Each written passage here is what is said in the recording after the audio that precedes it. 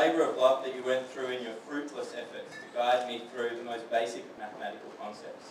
Where's Angus?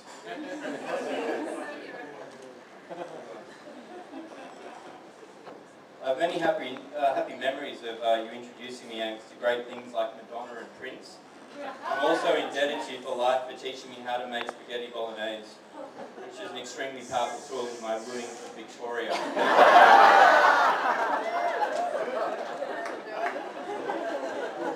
There are one or two sort of painful memories I really want to talk about. Like you applying foundation to my face in my mid-teens and trying to send photos to home and away tunnel scouts.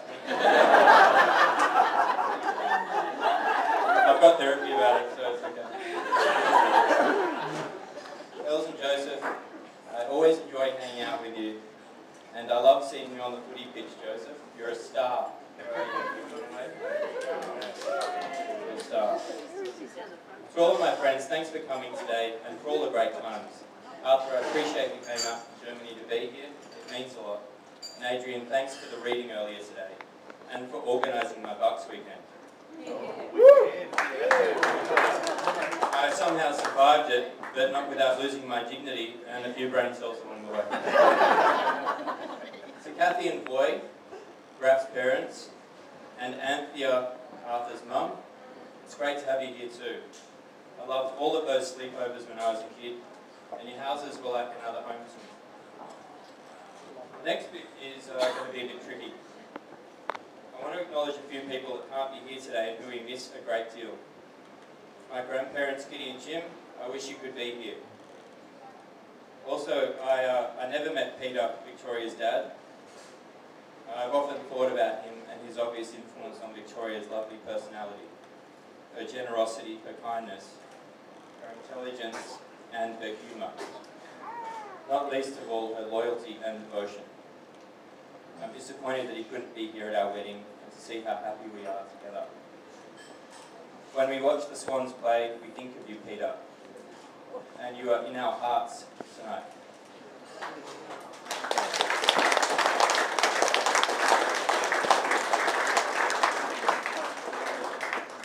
My own dad loved seeing Victoria.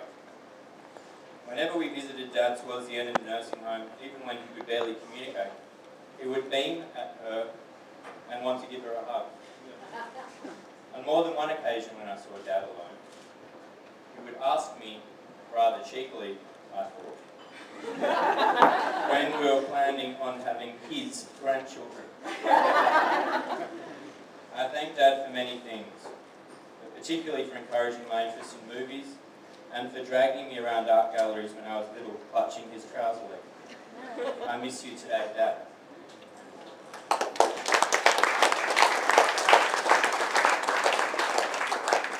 Victoria and I spoke together for the first time on the 17th of June 2008 at 8:30 p.m. Queen's birthday, long weekend. I went to Asperger's you there. And at the Bank Hotel in Newtown. It was for birthday drinks. I had met Victoria very briefly beforehand in a larger group at Beck Madden and Bree Moore's house.